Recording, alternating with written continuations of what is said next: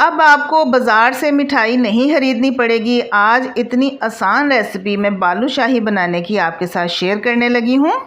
First time try करने से ही आपके इतने अच्छे और शानदार बालूशाही बनेंगे कि आप खुद भी हैरान रह जाएंगे कि ये आपने बनाए हैं। अस्सलाम वालेकुम माय किचन क्वींस, कैसी हैं आप सब। वेलकम है आपको किरण कुकोलॉजी में। तो जनाब, हमारी जो न्यू जनरेशन है, हमारे जो बच्चे हैं, वो तो इस नाम की मिठाई से भी नावाकिफ़ है कि बालूशाही भी किसी मिठाई का नाम है। न्यू जनरेशन को सिर्फ गुलाब जामुन, रसगुल्ले और सिर्फ जलेबी का ही पता है। तो आज ही बनाइए बालूशाही, बड़ी ही मज़े की बनती है। आपके किचन में मौजूद चीज़ों से ही बन जाएगी, कुछ भी आपको बाज़ार से नहीं लाना पड़ेगा, ज़ीरो इन्वेस्टमेंट के साथ। तो चलिए जल्दी से बालूशाही की रेसिपी स्टार्ट करते हैं। सबसे पहले हम ले लेंगे जी 3 चम्मच दही के, और यहाँ पर मेरे पास है जी 1/2 टीस्पून मीठा सोडा, खाने का सोडा, बेकिंग सोडा नहीं, मीठा सोडा लेना है। 1/4 टीस्पून इसमें नमक जाएगा। नमक जो है ना वो बैलेंस करेगा इसके मीठे को। हमने डो तैयार करनी है यहाँ पर बड़ी ज़बरदस्त किस्म की। इन तीनों चीज़ों को हम मिक्स कर लेंगे दही के अंदर। आप देख सकते हैं कि मीठे सोडे ने अपना केमिकल रिएक्शन स्टार्ट कर दिया है, फ़ौरन से बबल्स बनना स्टार्ट हो गए हैं, आप देख सकते हैं। इसका मतलब है कि इसने अपना प्रोसीजर स्टार्ट कर दिया है। अच्छी तरह से मिक्स करने के बाद यहाँ पर आधे कप से भी थोड़ा सा कम हमने ले लिया है घी। मेल्ट किया हुआ घी आपने यूज़ करना है, हल्का सा बस उसको मेल्ट कर लीजिए। और 1/4 कप से भी कम इसमें पानी, तकरीबन चम्मच से पैमाइश करें तो 3 से 4 चम्मच हमने इसमें ठंडा फ्रिज का पानी शामिल करना है, क्योंकि गर्मियां हैं तो हम इसमें ठंडा पानी डालेंगे, सिर्फ 3 से 4 चम्मच। और इन सारी चीज़ों को हमने अच्छी तरह से मिक्स कर लेना है ताकि मीठा सोडा जो है ना अपना केमिकल रिएक्शन इन सब के अंदर स्टार्ट कर दे। उसके बाद यहाँ पर हमने लेना है जी 2 कप मैदा। पहले मैंने 1 कप मैदा लिया है, इसको स्ट्रेनर में डालकर मैं अच्छे से स्टेन कर लूँगी और जो इसके एक्स्ट्राज निकले हैं उनको वेस्ट कर देंगे। दूसरा कप भी मैं डालूँगी स्ट्रेनर में और उसको भी अच्छे से छान लेंगे। जब भी कोई आटा या मैदा यूज़ करना हो तो हमेशा छान कर इस्तेमाल किया कीजिए। वैसे भी आजकल बरसातें हैं तो छानना बेहद ज़रूरी है।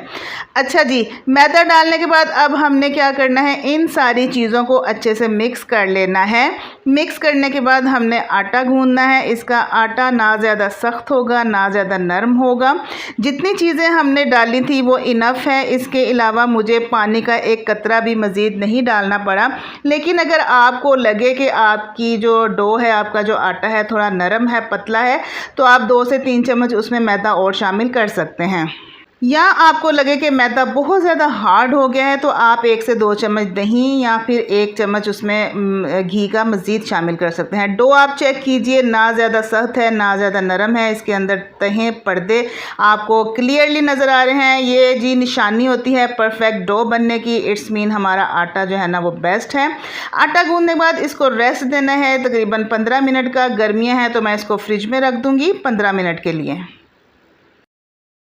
तो यहाँ पर जनाब 15 मिनट गुजर चुके हैं। आटा मैंने फ्रिज में से निकाल लिया है। आटा बिल्कुल परफेक्ट हमारा मैरिनेट हो चुका है। अब क्या करना है, आटे को पकड़कर, एक ही बड़ा सा बोल है, इसको हमने लंबाई के रूप में एक रोल सा बना लेना है। जिस तरह से हम पराठा बनाते हुए रोल बनाते हैं ना, तो ये लंबा सा हमने एक रोल बना लेना है और छोटे छोटे से इसके पार्ट्स करने हैं। तकरीबन 10 से 12 बनेंगे, ज़्यादा से ज़्यादा 10, 11, 12 इसके दरमियान ही बनेंगे। ज़्यादा बड़े साइज़ के बालूशाही मैं नहीं बना रही, छोटे साइज़ के बना रही हूँ, तो इसलिए ये तकरीबन 10 से 12 के दरमियान बनेंगे। इसका पेड़ा नहीं बनाना आपने।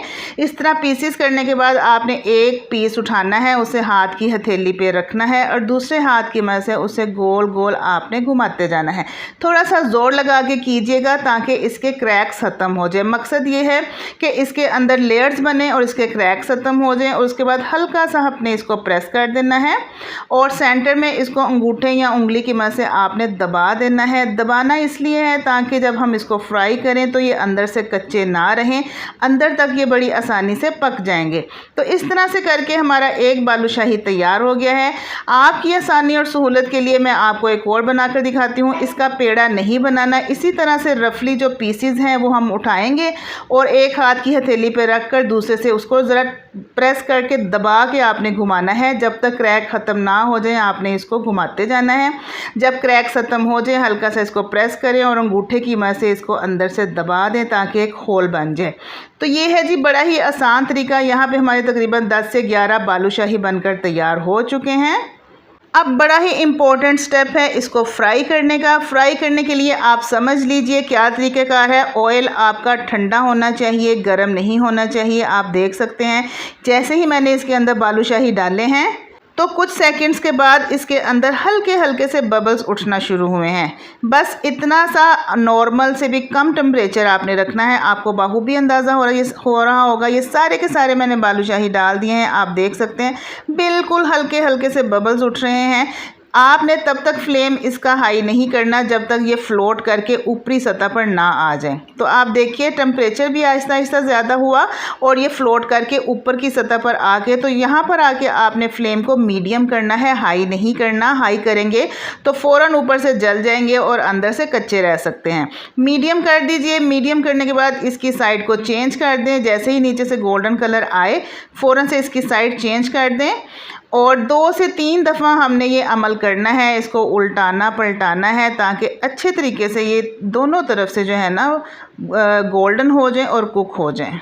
बड़ी ही आसान, बड़ी ही मज़ेदार बालूशाही की रेसिपी आपके साथ शेयर कर रही हूँ। रेसिपी अगर आपने वाकई में सीखनी है तो आप स्किप ना किया कीजिए, एंड तक देखा कीजिए। तो यहाँ पर देखें दोनों तरफ से गोल्डन कलर आ चुका है।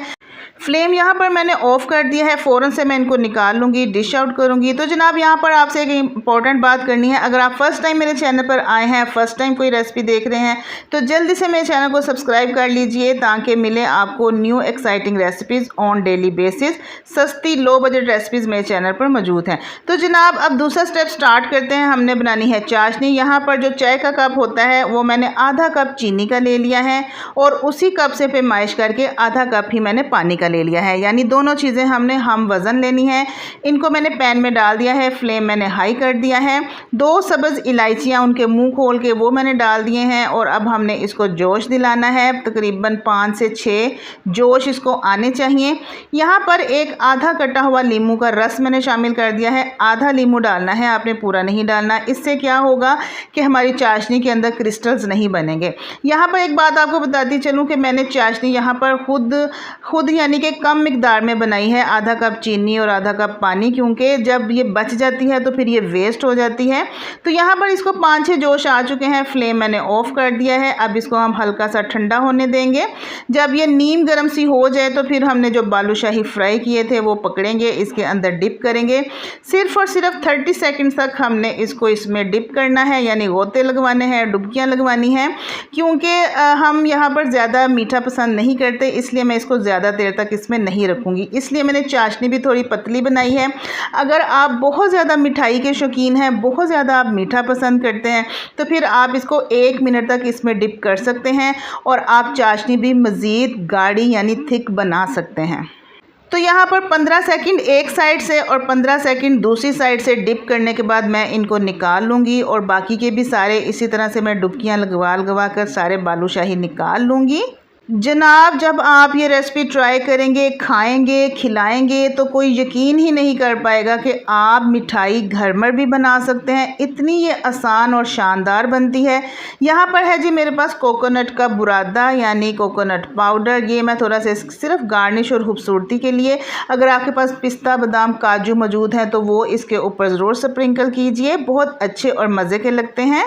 तो लीजिए जनाब, हमारी शाही मिठाई बनकर तैयार हो चुकी है। Ready to eat, ready to serve. बड़े ही मज़ेदार बालूशाही बनकर तैयार है। एंजॉय कीजिए गर्मा गर्म चाय के साथ या फिर बच्चों को खिलाइए गर्मा गर्म दूध के साथ।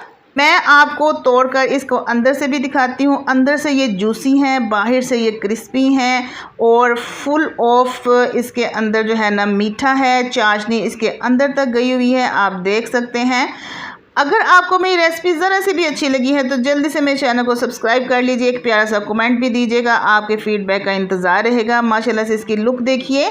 घर वालों को इम्प्रेस करना हो, बच्चों को खुश करना हो, ससुराल वालों को इम्प्रेस करना हो तो ये रेसिपी ज़रूर बनाइए। तो जनाब किरण कोकोलॉजी को सब्सक्राइब करना मत भूलिएगा, प्यारा सा कमेंट भी ज़रूर दीजिएगा। इजाज़त दीजिए किरण कोकोलॉजी को। मिलेंगे अपनी नेक्स्ट एक्साइटिंग रेसिपी के साथ। तब तक के लिए अपना ढेर सारा ख्याल रखिएगा। अल्लाह हाफिज़।